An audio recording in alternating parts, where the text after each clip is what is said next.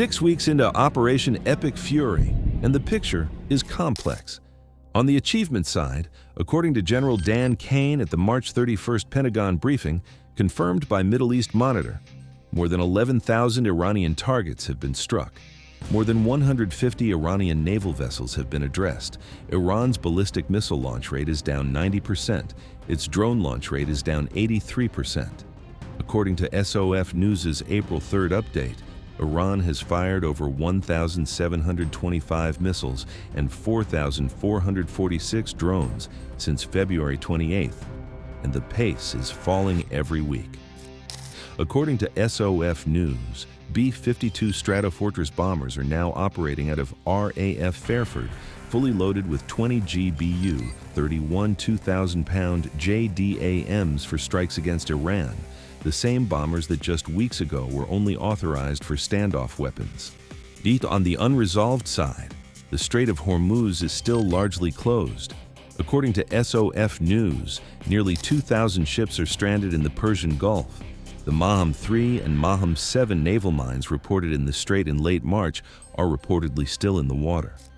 Iran's ability to fire missiles at Saudi bases, demonstrated at Prince Sultan Air Base on March 27th, is diminished but not gone. And Kharg Island, where 90% of Iran's oil exports flow, is still in Iranian hands. The air campaign has been devastating. But the Hormuz problem, the economic choke driving this entire crisis, has not been solved from the air alone. That is why what has happened in the past 2 weeks matters. The U.S. has been assembling a force package that goes well beyond anything needed for a pure air campaign. Today, we walk through every piece of that buildup, what it is, what it's designed to do, and what it tells you about where Week 7 is heading. On the evening of March 30th, 2026, aviation observers at RAF Lakenheath watched an unusual sight, a 10C Thunderbolt IIs landing in 2 waves. According to the aviationists' OSINT reporting, 12 A-10s arrived with call signs Tabor 71-76 and Tabor 81-86, assigned to the 107th Fighter Squadron from Selfridge Air National Guard Base, Michigan. They were followed by 6 more A-10s from the 190th Fighter Squadron at Gowan Field, Idaho. According to OSINT Technical, by April 1st, at least 18 A-10 Warthogs were confirmed on the ground at Lakenheath, stopping over en route to the CENTCOM area. According to SOF News, citing the New York Times, the U.S. Air Force is sending these 18 additional A-10s to augment the approximately 12 already operating in theater, nearly doubling the Warthog presence in the region. Why the A-10 specifically? According to Army Recognition's analysis of the A-10's role in Epic Fury, the aircraft is engaged daily in combat sorties targeting Iran's layered anti-access architecture. The most important characteristic in this theater is what it can do that faster jets cannot: loiter. According to the national interest, an attack aircraft like the A-10 is ideal for clearing Iran's fast boats from the Gulf. It is far faster than the boats, but not so fast it cannot easily target them, according to General and Dan Kane at his confirmed March 19th briefing. Warthog is now in the fight across the southern flank and is hunting and killing fast attack watercraft in the Strait of Hormuz. 2 EA-37B Compass Call 2 electronic warfare jets are also deploying alongside the A-10s. According to SOF News' April 3rd update, the EA-37B is a wide-area airborne electronic attack system designed to deny, degrade, and disrupt adversary communications, radar, navigation, and information networks.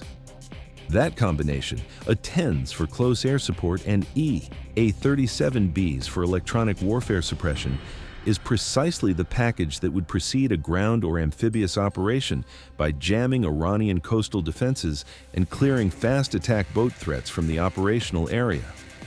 According to J. Feed's reporting, the USS Georgia, Ohio-class guided missile submarine SSGN 729, is currently operating in the CENTCOM area, positioned between the Mediterranean Sea and the Persian Gulf.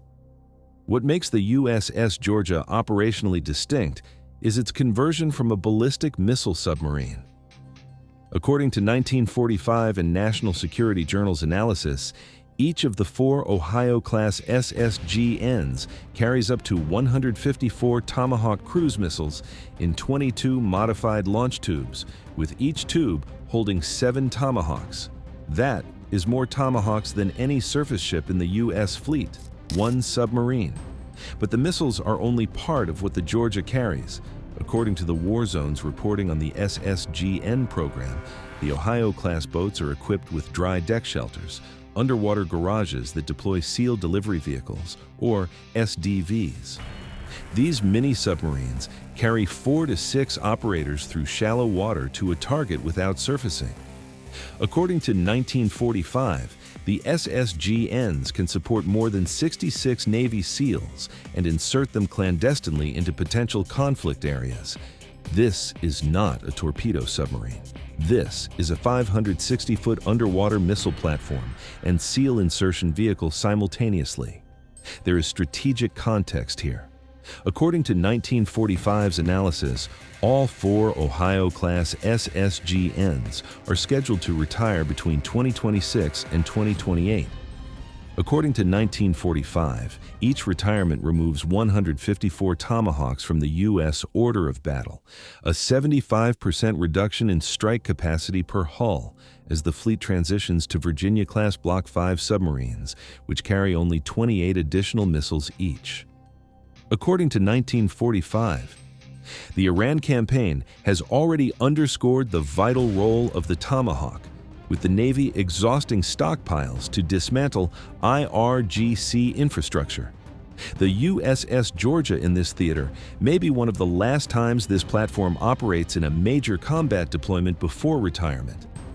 The USS Georgia is not operating alone. According to CENTCOM's statement and Stars and Stripes, the USS Tripoli Amphibious Ready Group with the 31st Marine Expeditionary Unit arrived in the CENTCOM area on March 27th.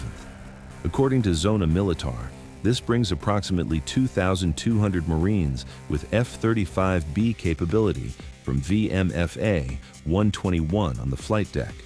The USS Boxer, carrying the 11th MEU with approximately 2,500 Marines, departed San Diego ahead of schedule and is en route. Combined, that is approximately 4,700 Marines with a full aviation combat element. Alongside the MEUs, according to CNBC and the Telegraph's reporting, the Pentagon has deployed approximately 2,000 soldiers from the 82nd Airborne Division's Immediate Response Force. This unit can execute parachute insertions and seize airfields within hours of receiving orders. No runway required, no port needed.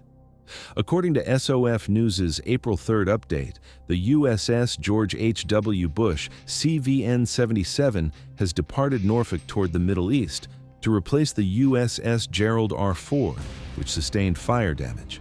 That is 3 carrier strike groups in the region simultaneously once Bush arrives. According to Zona Militar's assessment, the force composition points toward specific objectives capable of temporarily altering Iran's power projection rather than a sustained ground campaign.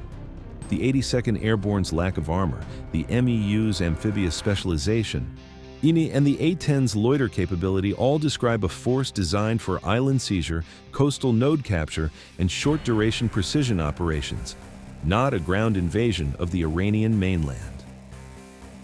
The combination of A-10s, EA-37B electronic warfare jets, and the Marine and Airborne packages tells you something specific about the operational design. According to Army Recognition's analysis, the A-10 operates in the low-altitude domain targeting dispersed mobile threats that high-speed platforms cannot effectively engage. An F-35 at 500 knots is lethal against anything on radar. It is too fast to loiter over a 3-kilometer stretch of coastline and methodically clear every fast attack boat, every drone launch rail, every coastal missile battery. The A-10 can do exactly that. According to National Interest's analysis, the A-10 was already live fire training for this mission before Operation Epic Fury began. The aircraft conducted live-fire gunnery drills with the U.S. Navy's Independence-class littoral combat ship USS Santa Barbara in the 5th Fleet Area of Responsibility in February, explicitly demonstrating close air support against maritime targets. That pre-war training translated directly into combat operations. According to English Chronicles analysis, British defense researcher Jack Buckby noted, "You don't send a Warthog into a fight unless you've already kicked the door down. Iran's air defenses are 80+% addressed. The A-10 is not being sent into defended airspace. It is being sent into airspace that 42 days of strikes have already cleared." For a coastal landing or island seizure, the A-10 serves as the clearing element. According to El Balad's analysis, the A-10 deployment reframes the conflict from a maritime and air campaign toward capabilities that directly protect and enable ground forces. Coastal missile launchers, drone launch points, shore battery radar stations, these need to be addressed immediately before Marines land on a beach and kept addressed for the duration of the landing. The F-35 cannot loiter for that mission. The A-10 was built for it. If the operation targets Kharg Island, which according to CFR sits 21 miles off the Iranian coast and handles 90% of Iran's oil exports, the USS Georgia's role becomes specific and significant. The Georgia's 154 Tomahawks can pre-program strikes against Iranian missile batteries, radar stations, IRGC command centers, and coastal air defense positions surrounding Kharg, from a position in the Gulf of Oman without entering the confined shallow waters of the Hormuz Strait. Each SSGN launch tube holds 7 Tomahawks. A coordinated salvo from 22 tubes simultaneously would saturate any remaining Iranian air defense capacity before a single Marine has set foot in a landing craft. The SEAL element changes the calculus further. According to the War Zone's reporting, the dry deck shelter visible on Georgia's sail deploys into the water to launch SDV mini-submarines. According to 1945's analysis, those vehicles carry 4 to 6 operators per run, silently traveling 5 to 10 meters underwater to a target without surfacing, against Kharg Island, whose military infrastructure was struck in the confirmed March 13th U.S. air raid targeting air defenses. A naval base, a helicopter hangar, and an airport control tower. A SEAL insertion to neutralize remaining communications infrastructure ahead of an amphibious landing is operationally feasible. The limiting factor is the mine threat. MOM-3 and MOM-7, acoustic and magnetic mines, have been confirmed in the Strait's shallow choke points. The Ohio class is 560 feet long, a large platform for shallow waters. It would need mine countermeasure clearance ahead of any sustained shallow water operation near Kharg. The 31st MEU aboard USS Tripoli brings exactly that capability: EMCM-capable LCS vessels and mine countermeasure helicopters as part of the Amphibious Ready Group. The pieces fit. Before any ground operation is officially ordered, the U.S. has already demonstrated something important about its reach inside Iran. According to confirmed April 5th coverage, U.S. forces established a forward operating base at an abandoned airport near Isfahan, deep inside Iranian territory, assembled a force package of MH-6 Little Birds, HEH-60W Jolly Greens, MC-130J transports, A-10s, F-35s, and MQ-9 Reapers, executed a complex firefight at the extraction site and extracted the entire force, including the wounded colonel with 0 American fatalities. 2 MC-130Js got stuck in sand and were destroyed in place. At least 1 Little Bird burned out, and the U.S. still got everyone home. That operational execution, CIA deception, MQ-9 lethal close protection, 160th SOAR night insertion, PJ medical stabilization, replacement aircraft exfil, is not improvised. It was rehearsed, staged, and executed from within Iranian territory, near nuclear facilities and IRGC missile bases, without the Iranians being able to stop it. According to Wikipedia's confirmed rescue entry, Iran offered a $60,000 bounty, committed IRGC units, Basiji militia, and tribesmen, and still lost the race. That rescue is the strongest single data point about what the U.S. can already do inside Iran without a declared ground operation. If the U.S. can set up a forward operating base near Isfahan and extract a wounded colonel from the Zagros Mountains under fire, it can stage a SEAL infiltration from a submarine 21 miles off Kharg Island. The capability exists. Whether it gets used is a political decision, not a military capability question. Every analyst who has assessed the Kharg option agrees on one thing: taking it is far easier than holding it. But according to Villanova University professor Francis Galgano speaking to CNBC, seizing and holding Kharg requires an estimated 5,000 troops minimum. According to Foundation for Defense of Democracies, analysts Brobst and Macmillan, cited by Stars and Stripes, seizing Kharg would likely not deliver a decisive victory or shorten the war. Iran would likely launch mass attacks against U.S. forces during a seizure and any subsequent occupation, requiring robust defense systems that are difficult to quickly set up on the island. The proximity problem is real. Kharg sits 21 miles from the Iranian coast. According to CFR, the nearest friendly base is approximately 140 miles away. Any U.S. force holding Kharg faces continuous threat from Iranian shore-based rockets, drones, and surviving anti-ship missile batteries on the mainland. According to CFR, there are at least 8,000 civilians on the island, a legal threshold under international law that any ground operation must account for. And with oil already at approximately $116 per barrel, any disruption to Kharg's export function would further shock global energy markets that are already under severe strain. The counter-argument, according to retired General Jack Keane on Fox News, the U.S. could take Kharg Island if it chose to, but has chosen not to take that now. That framing, not yet rather than never, is consistent with Trump's Financial Times statement on March 29th. Maybe we take Kharg Island, maybe we don't. We have a lot of options. According to Hudson Institute's analysis, the preferred framing is coercive leverage, not territorial gain.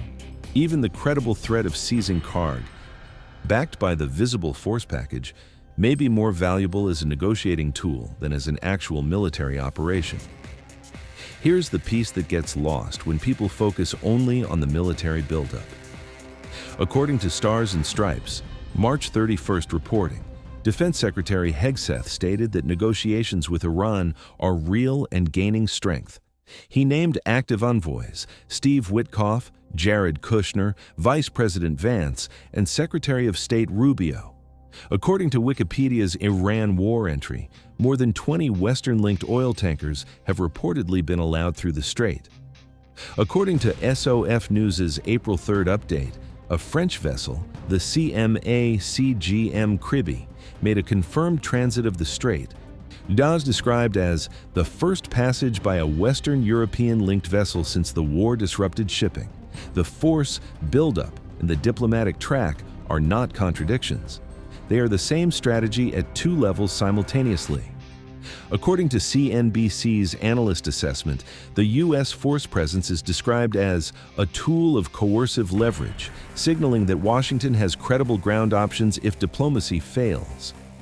Every additional A-10 at Lakenheath, every day the USS Georgia operates in the CENTCOM area, every exercise the 31st MEU runs in the Persian Gulf, increases the cost Iran's regime calculates for refusing a deal. The military presence is the negotiating position. According to Trump's Fox News March 31st statement, "We're negotiating with Iran now, and it would be great if we could do something. But they have to open it up, specifically the Strait of Hormuz. That is the core ask." The 18 A-10s en route to the theater, the USS Georgia, carrying 154 Tomahawks, and the Marines aboard Tripoli are the punctuation marks on that negotiating position. Tehran is looking at this force package and doing the same calculation every analyst is doing. The difference is, they have to decide what to do about it. Here's where things stand at the start of Week 7, The U.S. has a force package in theater that is consistent with 3 distinct scenarios, all running simultaneously. Scenario 1. A negotiated resolution. Hegseth has confirmed the talks are real. Trump has specified the condition: Hormuz reopens. The force buildup makes that condition credible. If Iran's remaining leadership calculates that the alternative to a deal is watching U.S. Marines land on Kharg Island with a 10 air cover and a USS Georgia missile barrage, the negotiating calculus shifts. The military presence is doing political work even without a single additional round being fired. Scenario 2. A limited ground operation. According to Hudson Institute's analysis, a Kharg Island seizure would use vertical insertion from regional bases, minimizing exposure of amphibious platforms in the Strait. The 82nd Airborne's parachute capability addresses the airfield. The MEUs address the coastline. A-10s and F-35s provide close air support. The USS Georgia provides the pre-landing Tomahawk barrage. This is the scenario that Iran is already fortifying against.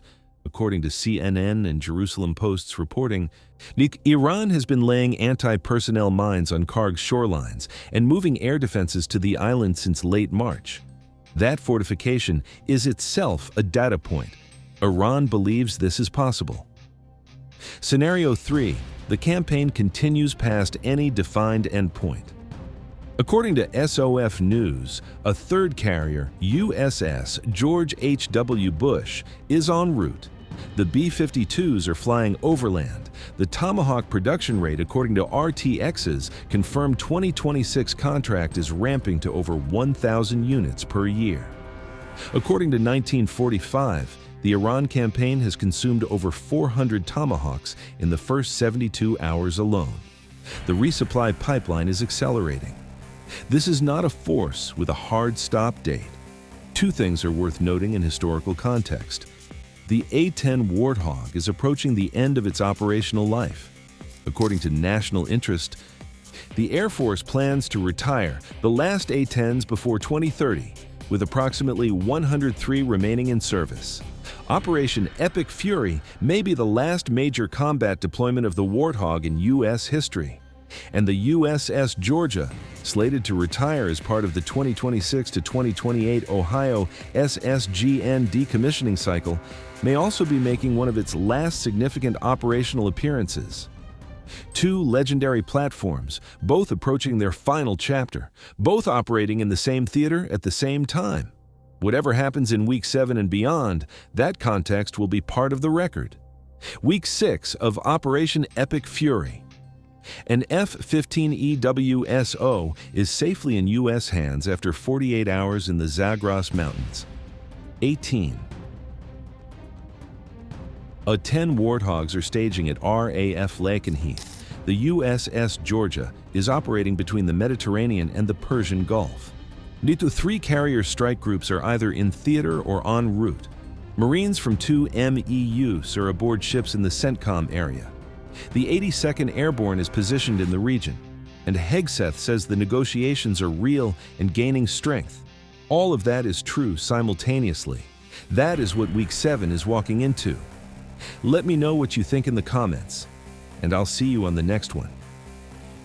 This video is based on publicly available reports, official statements, and defense analysis. Ground operations have not been officially ordered or confirmed. All scenarios reflect analyst assessments only.